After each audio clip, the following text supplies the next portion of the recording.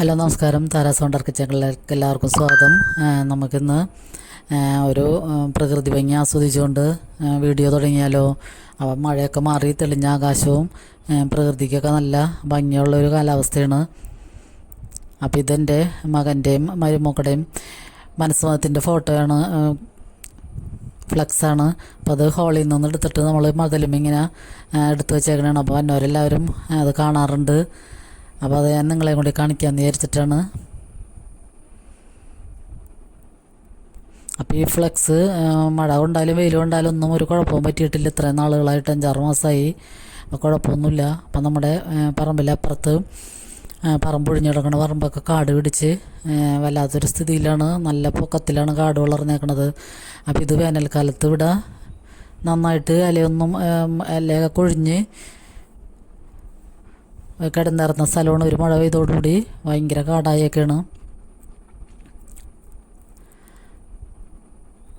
അപ്പം ഇപ്പോൾ മഴയൊക്കെ മാറി തെളിഞ്ഞ ആകാശമായ കാരണം തന്നെ തണുപ്പില്ല ചൂടുമില്ലാത്തൊരു സ്ഥിതിയിലാണ് പ്രകൃതിയൊക്കെ.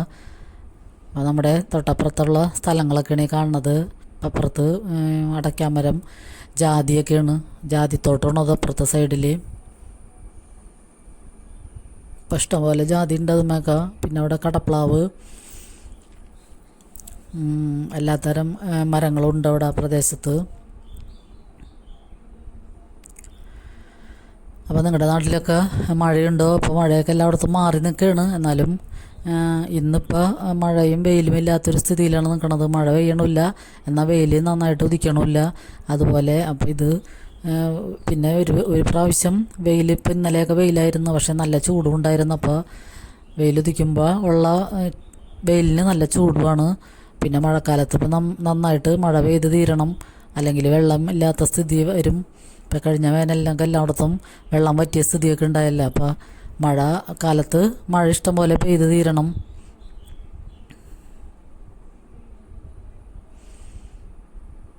അപ്പോൾ ഞാൻ നമ്മുടെ ചുറ്റുവട്ടമുള്ള ചെടികളും മരങ്ങളൊക്കെ നിങ്ങളെ കാണിച്ചു എന്ന് മാത്രമേ ഉള്ളൂ. അപ്പോൾ അത് കടപ്ലാവിൽ നിന്ന് കടച്ചക്ക പൊട്ടിച്ചിട്ടാണ് ഞാനിന്ന് മെഴുക്ക് വരട്ടി ഉണ്ടാക്കണത്. ഇപ്പോഴൊക്കെ കടച്ചക്കയുടെ സീസണാണല്ലോ. അപ്പോൾ പലതരത്തിലുള്ള വിഭവങ്ങൾ നമുക്ക് ഉണ്ടാക്കാം. അപ്പോൾ മാനത്തിന് ഭയങ്കര തെളിച്ചവും ഇല്ല, എന്നാൽ ചെറുതായിട്ട് മഴക്കാരും ഉണ്ട്. അങ്ങനത്തെ സ്ഥിതിയിലാണ് നിൽക്കുന്നത്.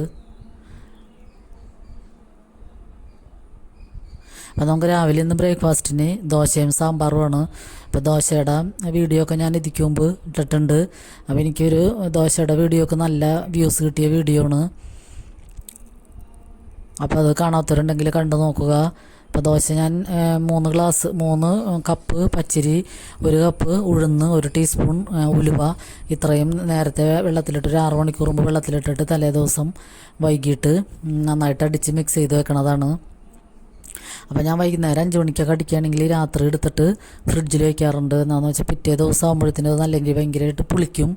അപ്പോൾ പുളി ഇവിടെ ആർക്കും ഇഷ്ടമല്ല. അതുകൊണ്ട് പുളിക്കാതിരിക്കാൻ വേണ്ടി ഫ്രിഡ്ജിലെടുത്ത് വെച്ചിട്ട് നമ്മൾ രാവിലെ എണീക്കുമ്പോൾ തന്നെ എടുത്ത് പുറത്ത് വെച്ചാൽ മതിയാകും.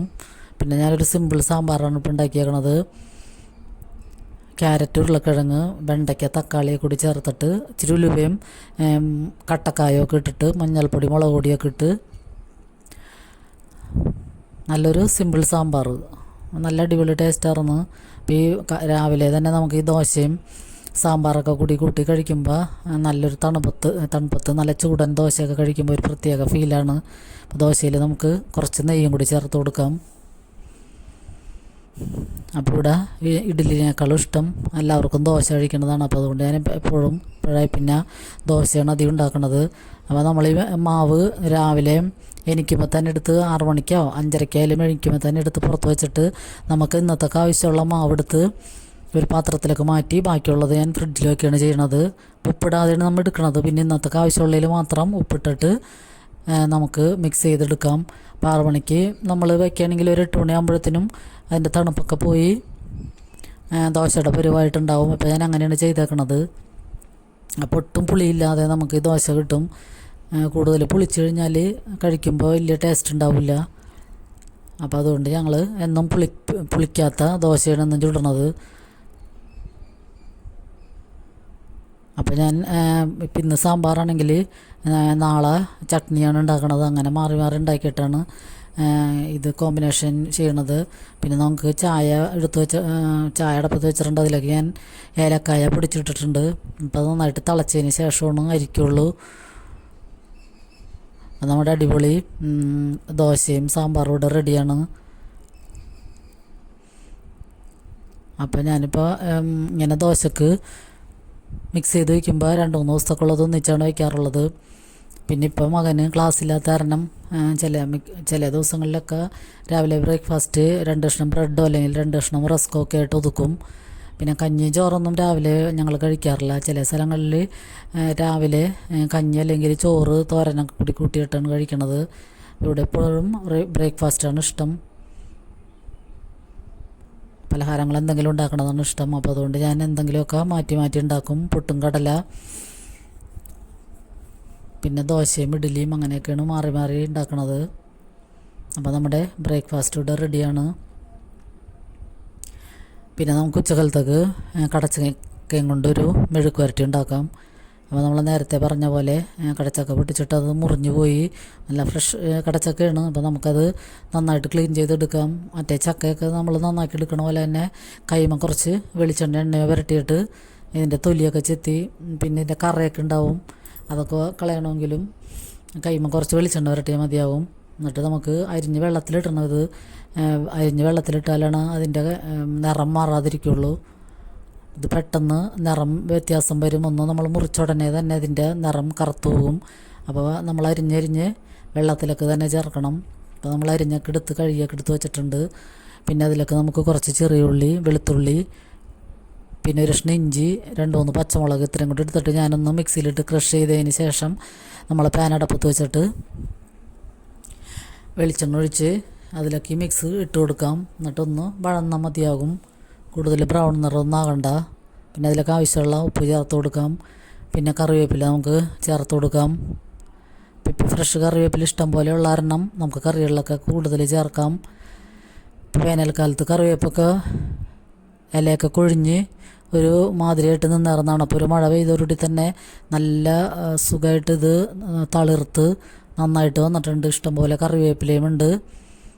വേനൽക്കാലത്ത് ഇച്ചിരി കേടൊക്കെ വന്നതാണ്, അതൊക്കെ പോയി ഇപ്പോൾ നല്ല ഫ്രഷായിട്ട് നല്ല പച്ച കളറിലാണ് നിൽക്കുന്നത്. അപ്പോൾ നമുക്ക് കറികളിലൊക്കെ ഇഷ്ടംപോലെ കറിവേപ്പ് എല്ലാം ചേർക്കാം. അപ്പോൾ കറിവേപ്പിലയുടെ ഗുണങ്ങളൊന്നും ഞാൻ പറയാതെ തന്നെ എല്ലാവർക്കും അറിയാമല്ലോ. അപ്പോൾ ഞാനിതിക്ക് മുമ്പ് കറിവേപ്പില ചമ്മന്തി, വേപ്പിലക്കട്ടി ഇതിൻ്റെയൊക്കെ വീഡിയോ ഇട്ടിട്ടുണ്ട്.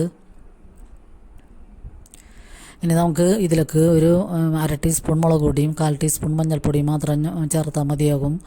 കൂടുതൽ എരിവൊന്നും ഇതിന് ആവശ്യമില്ല. പിന്നെ നമ്മൾ ഇത് നേരിട്ട് പച്ചനെ തന്നെയാണ് ഈ കടച്ചക്ക ഇതിലേക്ക് ചേർത്ത് കൊടുത്തിട്ട് വേവിച്ചെടുക്കണത്. കടച്ചക്ക ഒട്ടും വേവില്ല. ഒരു 3-4 മിനിറ്റ് നേരം ചെറുതീയിൽ വെച്ചാൽ അതിൻ്റെ ആവി തന്നെ കിടന്ന് വെന്തോളും. അപ്പോൾ ഞാൻ കയ്യിൽ കുറച്ച് വെള്ളം എടുത്തിട്ടൊന്ന് തളിച്ചു കൊടുക്കുന്നുണ്ട്. അപ്പോൾ നമുക്ക് മൂടി വെച്ചിട്ട് ഒരു 4-5 മിനിറ്റ് നേരം ചെറുതീയിലിട്ടിട്ട് വേവിക്കുകയാണെങ്കിൽ തന്നെ നമുക്ക് ഇത് വെന്ത് കിട്ടും. അപ്പോൾ നല്ല അടിപൊളി ടേസ്റ്റായിരുന്നു ഈ കടച്ചക്ക മെഴുക്ക് വരട്ടിക്ക്. അപ്പോൾ ഞാൻ ഇതിൻ്റെ കഴിഞ്ഞ കൊല്ലം ഞാൻ ഇറച്ചിയുടെ പോലെ വെക്കുന്ന വീഡിയോ ഒക്കെ ഇട്ടിട്ടുണ്ട്. അപ്പോൾ അതും നല്ല ടേസ്റ്റാണ്. തേങ്ങയും മുളകും മല്ലിയൊക്കെ വറുത്തരച്ചിട്ട് നമ്മൾ ഇറച്ചി വെക്കുന്ന പോലെ തന്നെ കടച്ചക്ക വെച്ചാലും നല്ല ടേസ്റ്റാണ്. പിന്നെ പല വെറൈറ്റി കടച്ചക്ക നമുക്ക് വറക്കാൻ പറ്റും. മറ്റേ ചക്ക വറക്കണ പോലെ തന്നെ കടച്ചക്ക സ്ലൈസ് ചെയ്ത് ഒട്ടും കനവില്ലാതെ അരിഞ്ഞെടുത്തിട്ട് വറക്കാം. നല്ല ടേസ്റ്റാണ്. അപ്പോൾ ഇപ്പോൾ കടച്ചക്കയുടെ സീസൺ ആയതുകൊണ്ട് എല്ലായിടത്തും ഇതൊക്കെ ഉണ്ടാകും. അപ്പോൾ വെറൈറ്റി റെസിപ്പീസൊക്കെ എല്ലാവരും ഉണ്ടാക്കി നോക്കുക. അപ്പോൾ നമ്മുടെ കടച്ചക്ക മെഴുക്ക് വരട്ടിയും ഇവിടെ റെഡിയാണ്. അപ്പോൾ നമുക്കിന്ന് ഉച്ചക്ക് സാമ്പാറും കടച്ചക്ക മെഴുക്ക് വരട്ടിയും അച്ചാറുമാണ് ലഞ്ച് റെസിപ്പീസ്. അപ്പോൾ ഞാൻ എന്നും പറയുന്നത് പോലെ തന്നെ ലൈക്ക് ചെയ്യണവർക്കും കമൻറ്റ് ചെയ്യണവർക്കൊക്കെ ഒത്തിരി നന്ദിയുണ്ട്. അപ്പോൾ ഈ വീഡിയോ കണ്ടുകൊണ്ടിരിക്കുമ്പോൾ തന്നെ എല്ലാവരും ഒന്ന് ലൈക്ക് ചെയ്യാൻ മറക്കരുത്. പിന്നെ സബ്സ്ക്രൈബ് ചെയ്ത് എല്ലാവരും ഒന്ന് സപ്പോർട്ട് ചെയ്യണം. സബ്സ്ക്രൈബ് ചെയ്യാതെ കാണുന്നവരുണ്ടെങ്കിൽ പ്ലീസ് ഒന്ന് സബ്സ്ക്രൈബ് ചെയ്ത് ഞങ്ങളുടെ ചെറിയ ചാനലൊക്കെ ഒന്ന് മുന്നോട്ട് കൊണ്ടുവരാൻ എല്ലാവരും ഒന്ന് സഹായിക്കണം. അപ്പോൾ പുതിയ കൂട്ടുകാരൊക്കെ വന്നിട്ടുണ്ട്. അപ്പോൾ അവരുടെയൊക്കെ വീഡിയോ കണ്ട് ഞാൻ സപ്പോർട്ട് ചെയ്യുന്നതായിരിക്കും.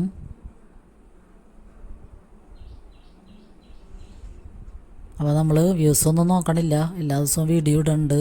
അപ്പോൾ എല്ലാവർക്കും ഒരുപാട് നന്ദി.